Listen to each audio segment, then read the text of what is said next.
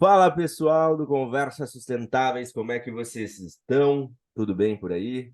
Aqui no Sul a gente está num dia de feriado no Sul, ah, mas no Brasil e no mundo não, né? Como a gente está sempre em vários lugares e o nosso podcast está no Brasil e em outros lugares, a gente segue na batida igual.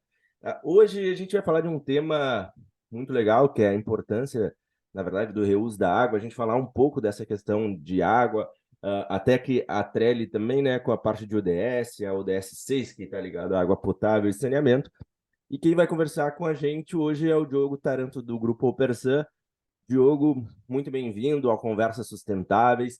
Para falar com a nossa galera aí, já é um público bem qualificado, então a gente pode, às vezes, usar alguns termos técnicos que a galera entende. E, por favor, meu querido, te apresente aí para a gente quem é o Diogo, como é que o Diogo chegou nessa área e qual é a importância, né, do reuso de água. Vamos falar bastante sobre isso. Wagner, primeiro, bom dia a você, a toda a audiência aqui do Conversa Sustentável. É sempre um grande prazer, primeiro, falar com o público do Sul e falar sobre um tema tão importante, que é esse tema de meio ambiente, sobre o tema da sustentabilidade, sobre o saneamento no Brasil, no mundo. Então, eu fico muito feliz de ser provocado para esse tipo de conversa. Vamos em frente e trazer conteúdo de qualidade para a turma. É, eu sou o Diogo Taranto, eu sou diretor de negócios da Opersan, uma empresa que presta serviços no Brasil todo de tratamento de águas efluentes. Estou há 23 anos na área, cuido hoje da parte de negócio dentro da companhia, transito dentro de instituições na parte de saneamento, sou um incentivador e um fanático por essa área, então, um estudioso também sobre isso. E com base nisso, além dos negócios, trabalhar nessa conscientização, em levar a informação do meio ambiente para a sociedade, para que a gente esteja cada vez mais próximos das metas de saneamento no Brasil, eu fico muito feliz. Então, que a gente possa ter um bom bate-papo aqui, eu fico à disposição. Vamos lá. Show de bola. Antes da gente entrar na pauta do reuso da água, se puder dar uma visão geral sobre o Grupo Opersan, o que que vocês fazem, onde é que vocês estão, até para a galera entender a relevância do mercado e com quem que a gente está falando, né? Claro, o Grupo Opersan, Wagner, ele é uma empresa de prestação de serviços na área do saneamento, na parte de águas efluentes, reuso, principalmente, que é uma das pautas que a gente vai falar. O grupo está posicionado um dos maiores polos industriais do Brasil. Temos mais de 60 operações espalhadas, onde a gente instala sistemas e opera sistemas dentro das indústrias. Uma outra atividade nossa, que são os offsites, que a gente tem nossos próprios sistemas de tratamento, que a gente recebe efluentes de terceiros. Então, é realmente uma empresa que está com foco agora no Rio Grande do Sul. A gente está desenvolvendo bons e grandes projetos agora no Rio Grande. Então, acho que essa conversa também abre margem para que a audiência procure o Grupo Opersan em quaisquer demandas da parte que fala, quero água potável, quero tratar efluente industrial, quero tratar esgoto doméstico, quero fazer um plano de reuso, quero reduzir custo dentro da minha indústria. Então, a gente fica à disposição, a grosso modo. É isso, estamos mais de 30 anos no mercado para a experiência, para fornecer o melhor serviço para o nosso cliente. Show de bola, meu querido. Ah, cara, vamos começar do começo, né? Qual é a importância do reuso da água, assim? Vamos para, sei lá, se alguém caiu de paraquedas aqui por que que a gente está falando desse assunto, Diogo? Nossa, vamos lá, o reuso é uma coisa é bastante abrangente, Wagner. Mas o reuso da água, eu acho que é uma métrica que vai muito de encontro com os padrões ESGs que hoje tanto se falam, né? Que é aquela sigla em inglês que significa environment, que é meio ambiente, social, que é a parte da população, e governança, que é a parte de robustez das diretrizes governamentais. Então, e dentro das próprias companhias também.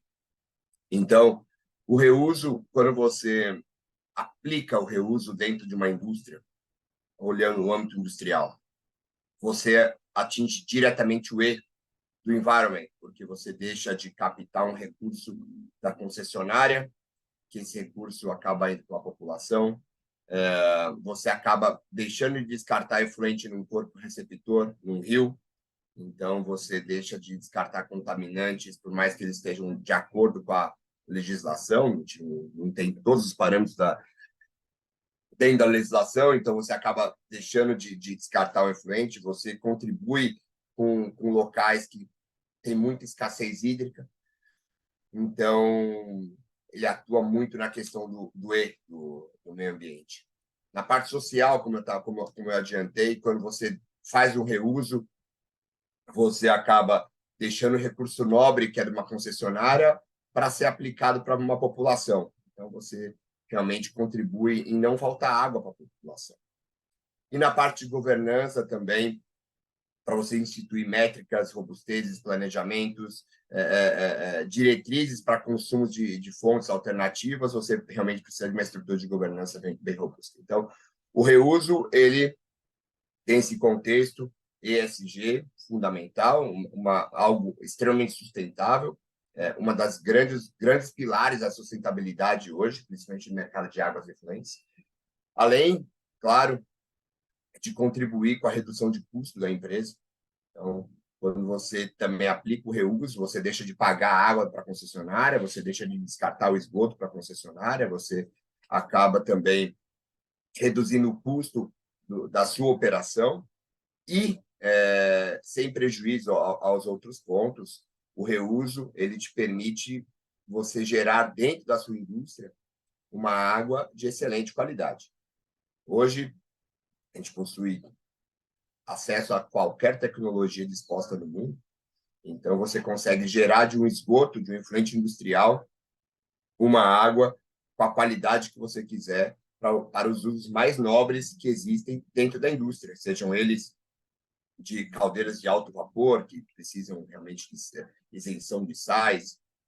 A gente poderia até levar num cunho de potabilidade, mas hoje o Brasil ainda não está preparado na questão da legislação, mas assim, em relação à qualidade de água, o reuso ele pode atender ao que for necessário. Então, é um tema bastante amplo que aborda esses vários pontos. Legal.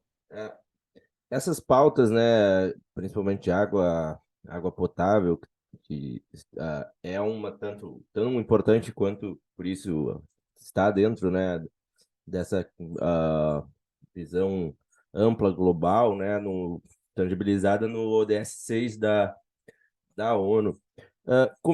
Tu consegue dar exemplo, trazer uma visão um pouco mais prática de como é que tem um empresário aqui, como é que ele identifica que isso pode ser ele pode ter isso como uma vantagem por ter uma melhor economia, fazer uma melhor gestão.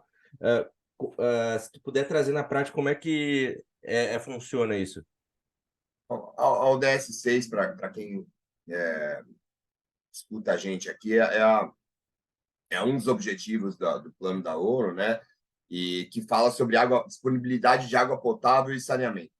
Quando você olha para o Brasil, aqui para o nosso cenário nacional, e a gente enxerga o marco legal do saneamento, que é a universalização do saneamento básico em caráter nacional, e que até 2033 a meta é que tenhamos 99% dos brasileiros com água na sua torneira e 90% deles com coleta de esgoto das suas residências.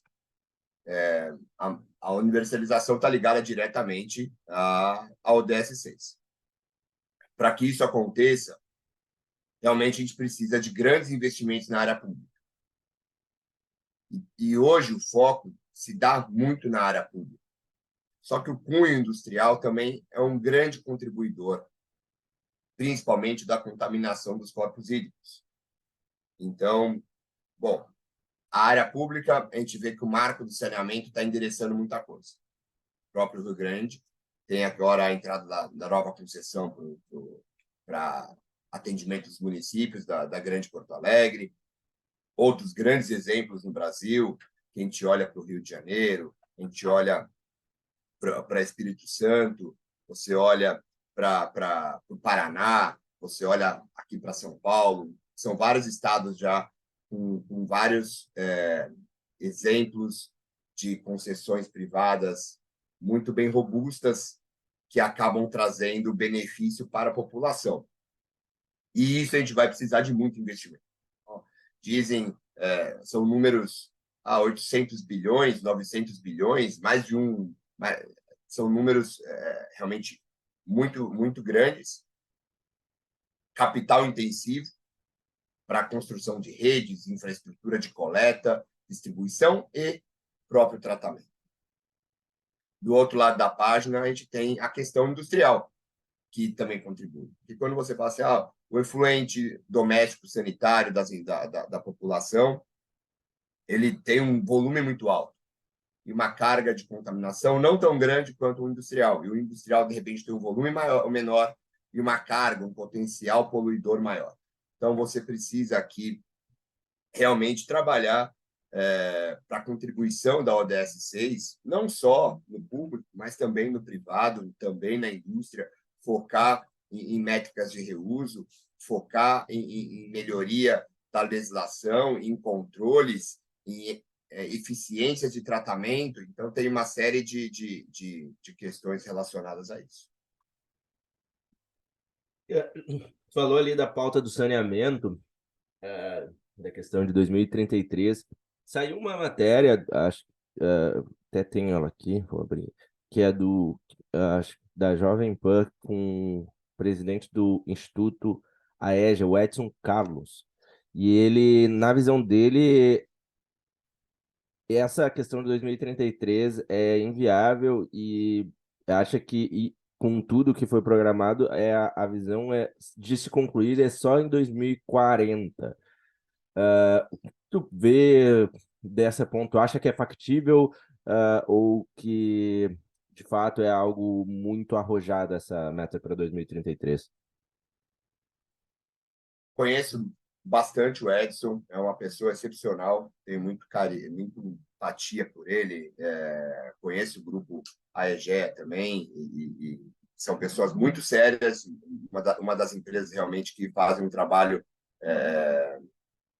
diferenciado aqui no nosso Brasil.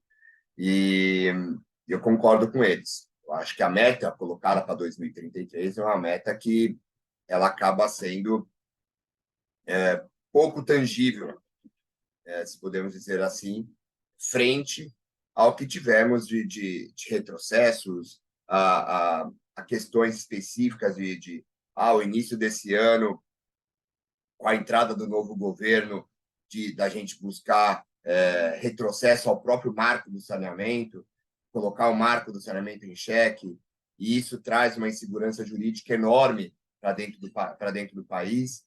Essa insegurança jurídica acaba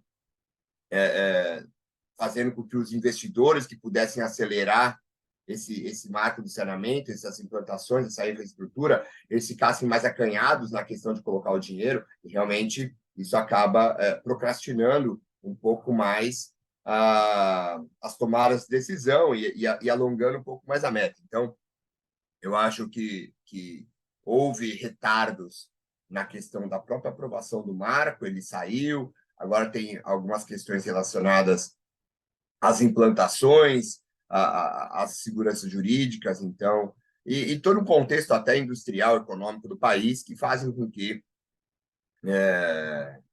essa meta se postergue. Não sei se vai ser 2035, 37, 40, mas realmente 2033, quando a gente falar que a gente está no final de 23 aqui, vai ter menos de 10 anos quase para universalizar o saneamento no Brasil, realmente seria algo muito arrojado, teria que envidar enormes esforços e foco para esse atingimento.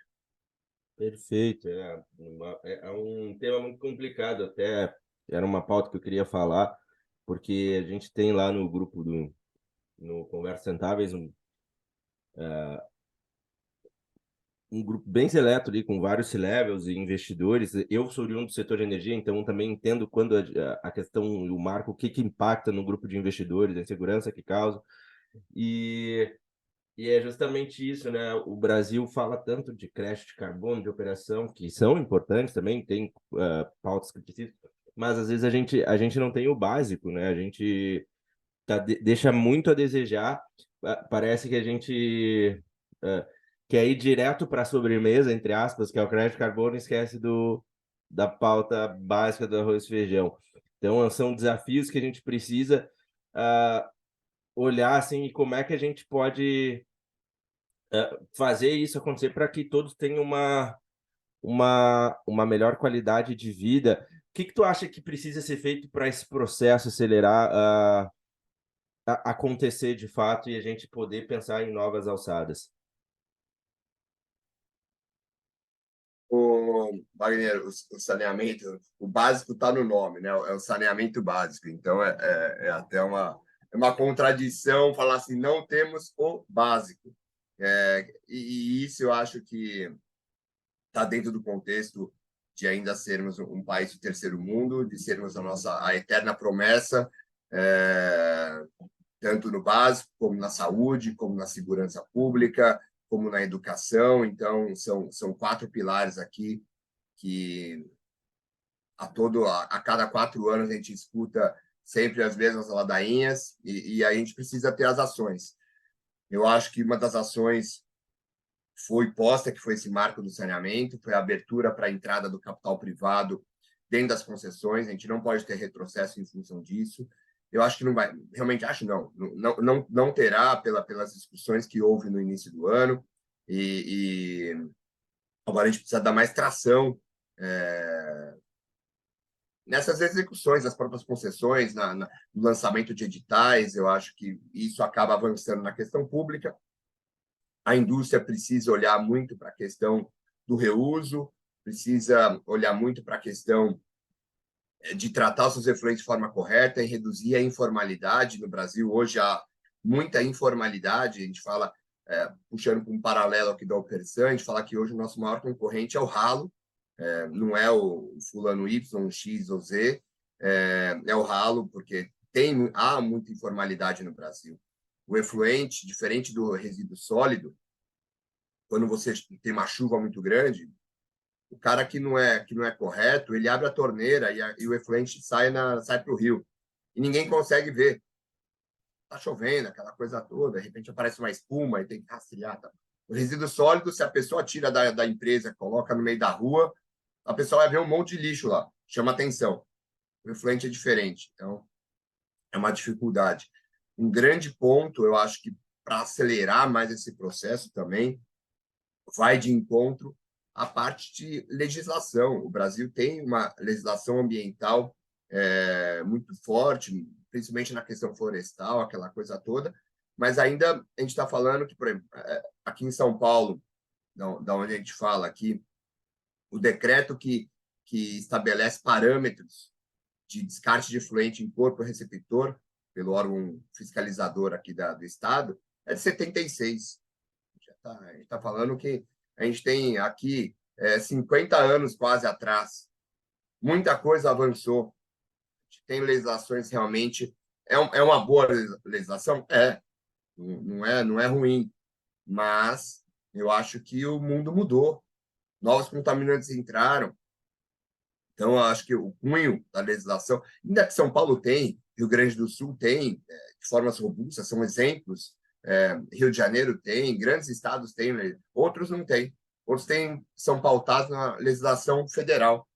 E o CONAMA, da legislação federal, quando você põe as estaduais, normalmente as estaduais são até mais restritivas que a federal. Então, a federal deveria subir um pouco a régua também para exigir mais. Quando você exige mais, você também força as indústrias, as companhias de saneamento a estabelecerem novas métricas, a investirem mais. Outro contexto, fora da legislação, mas também que envolve o cunho governamental, são questões de incentivo. Então, hoje, o reuso no Brasil é muito pouco incentivado. Você não tem a ANA, que é a Associação Nacional das Águas, a Agência Nacional das Águas, ela hoje está estabelecendo métricas de reuso para a indústria, para o âmbito público e tal. Está chegando agora.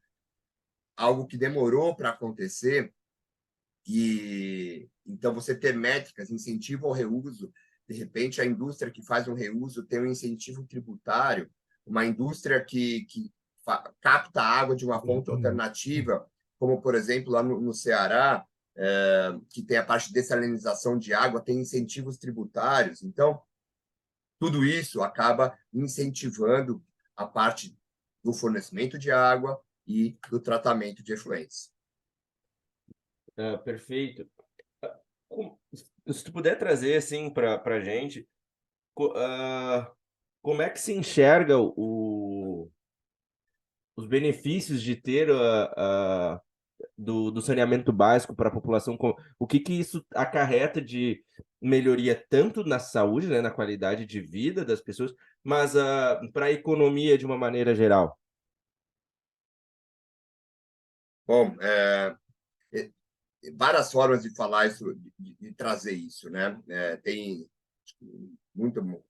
muitas pessoas aqui da nossa audiência devem ter escutado, mas é o exemplo mais categórico que a cada dólar a cada real ou dólar que você investe dentro do saneamento, você deixa de gastar 4 na saúde pública.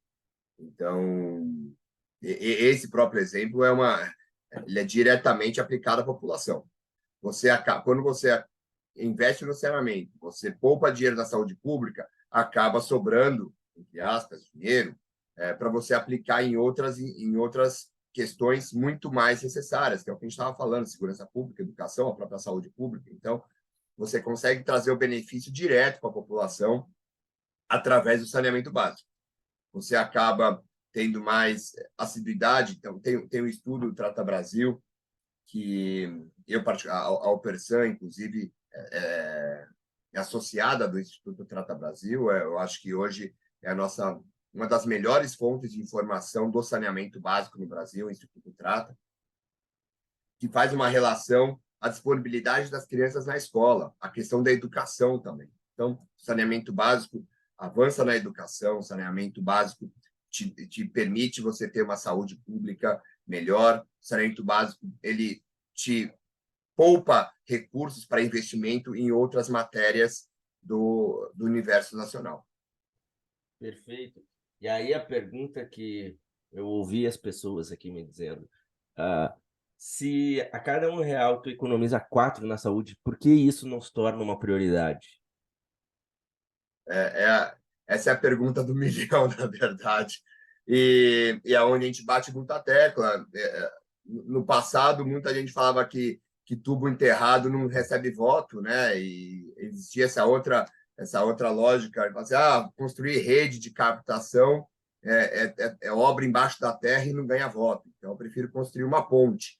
E aí eu ganho voto, porque eu vou ligar o lugar de um. Então, eu acho que tem uma questão política muito desincentivadora,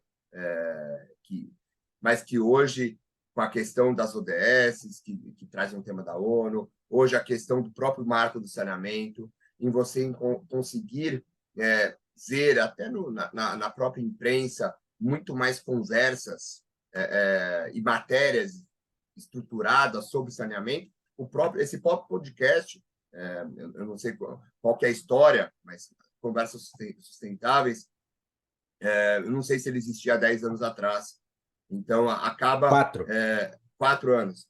Então, você fala assim, há 10 anos atrás, 5 anos atrás. Então, esse tipo de incentivo, esse tipo de questão é que acaba reforçando cada vez mais o saneamento. Então, a gente precisa cada vez mais, por isso que eu falei no início da nossa conversa, que eu fico muito feliz quando eu sou provocado para levar esse tipo de informação. Perfeito. Agora, até pegando teu gancho, falar um pouco do Conversas Sustentáveis para quem está ouvindo. Pessoal, só reiterando a nossa abertura, né? O Conversas Sustentáveis, ele se desenvolveu como um hub digital de sustentabilidade, onde a gente integra desde diagnóstico para entender o nível de maturidade das empresas sobre a sustentabilidade, até a EdTech, no formato de microlearning, para falar dessas pautas que a gente está falando aqui, de falar de assuntos ligados à sustentabilidade, como é que as empresas também tomam isso como frente.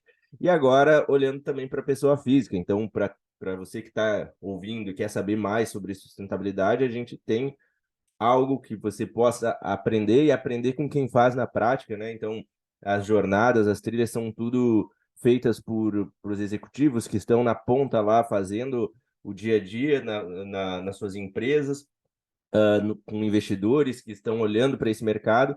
Então, os links ali vão estar abaixo do Conversas Sustentáveis e vocês podem entrar em contato aí para a gente bater um papo e também participar da nossa comunidade que está ganhando bastante força. O objetivo é justamente, né, a gente tem uma visão de falar da sustentabilidade de uma maneira otimista e racional, né, sempre embasado em dados, em fundamentados, para que a gente consiga levar a informação, trazer as provocações também para a pauta, né?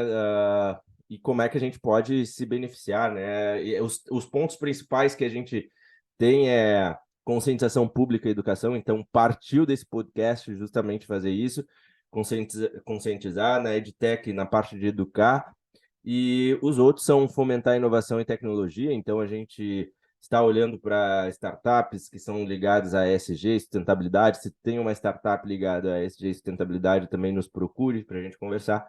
E o terceiro pilar é o que a gente também falou aqui sobre a política, né? Qual é o papel do governo para que a gente possa ter um desenvolvimento sustentável, como é que ele pode nos ajudar ou pelo menos atrapalhar menos para que isso aconteça. Diogo, se tu puder dar um exemplo de um caso aí de vocês, de alguma empresa que vocês executaram um serviço e como é que tem acesso, por exemplo, eu vou dizer do setor de energia, que é da onde eu sou oriundo, né? As empresas queriam implementar algum processo de investir em uma usina, seja via Mercado Livre, seja no mercado cativo, tinham linhas de créditos atrativos para fazer. Como é que funciona para a empresa aderir aos serviços do Grupo Opersan? Como é que ela tem incentivos nessa linha para as empresas? Primeiro, Wagner, bacana conhecer um pouco mais aí do Conversas Sustentáveis. Impressionado aí com o que vocês abrangem, muito bacana, que vocês possam crescer cada vez mais. Excelente iniciativa, parabéns aí a todo o time, tá? Sobre exemplos, tem números. Hoje a Opersan, ela, praticamente quase todos os projetos que ela aplica, ela já olha o reuso como uma métrica de apoio e também de conversão do negócio de forma mais robusta.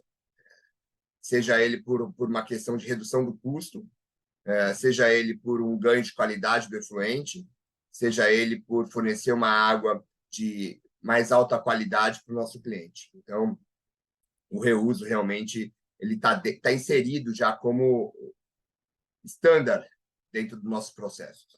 A gente não coloca o reuso, não sei o que lá, uma coisa muito longe. O reuso hoje já está dentro do nosso processo. E então a gente tem vários exemplos.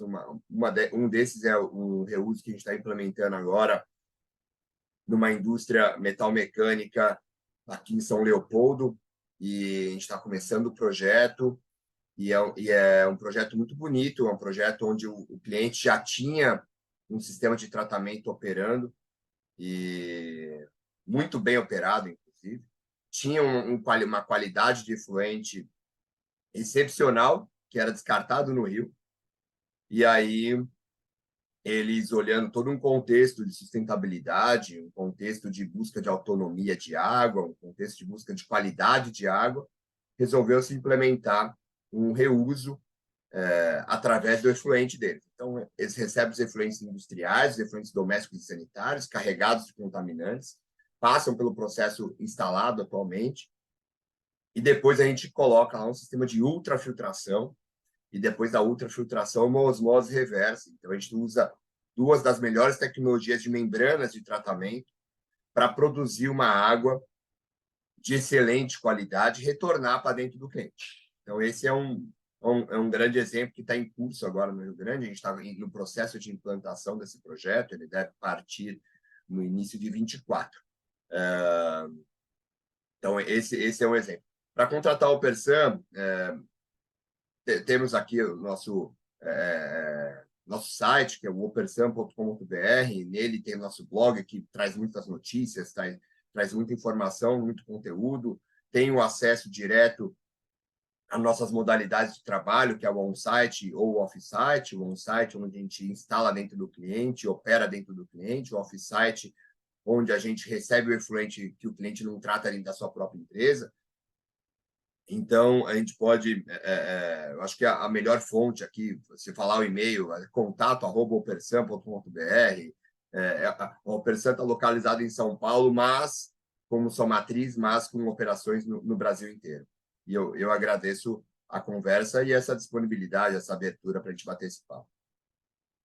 Show de bola. Pessoal, também agradecer quem ficou até o final aqui com a gente, acompanhou essa pauta que é extremamente relevante, né? A gente fala de sustentabilidade, fala de vários assuntos e às vezes esquece, como diz ali o Diogo, do básico, né? Do saneamento básico. Então, tem que trazer essas pautas, a gente tem que olhar para isso antes de pensar em querer copiar o que outros países estão fazendo, né? Entender que cada país tem seu nível de maturidade, seu momento, e o Brasil tem que se colocar, né? Botar as sandalinhas da humildade, que a gente brinca, e entender que a gente tem coisas antes para avaliar. E quem quiser conversar, sabem onde nos encontrar. Tudo é Conversas Sustentáveis, LinkedIn, YouTube, Spotify, no Insta. Então, só botar Conversas Sustentáveis, vocês vão nos achar e a gente consegue conversar. Diogo, muito obrigado aí pelo teu tempo, por disponibilizar para explanar para o nosso público. E se tu quer deixar alguma consideração final também, se alguém quiser te achar e levar esse papo mais adiante, também pode deixar os teus contatos. Rainer, obrigado a vocês, agradeço a toda a audiência, a quem ficou escutando a gente durante esse período todo, quem vai escutar um pouquinho, vai escutar depois o podcast, quem vai escutar o final e depois volta para o início também. Então, é sempre muito prazeroso bater esse papo sobre questões sustentáveis, sobre meio ambiente, levar conscientização para a população. Eu acho que a questão do meio ambiente começa dentro de cada um. A gente falou muito da indústria, do mercado público, mas é vocês que estão direto nos ouvindo, desde usar aquele canudinho plástico até você deixar a torneira do banheiro aberta. Parece questões simples, mas que realmente contribuem muito. Então, acho que a minha consideração final é que a conscientização seja de cada um, que comece dentro da sua casa e se estenda para o seu trabalho, se estenda para o seu dia a dia, para que a gente minimize, a gente não vai terminar com essas questões de mudanças climáticas que estão cada vez mais latentes. A gente está enxergando muitos desastres no Rio Grande agora. Até me solidarizo com todas as famílias aí do Sul. Realmente é muito triste, e isso é bem relacionado à questão do meio ambiente. Então, agradeço realmente pelo espaço. Para quem quiser me buscar, tem meu LinkedIn, que é Diogo Taranto. Fiquem à vontade, eu gosto de bater um papo com todo mundo e fico à disposição para qualquer outra conversa. Um grande abraço a todos. Valeu, pessoal, e nos falamos na próxima semana. Forte abraço. Valeu, pessoal. Tchau, tchau.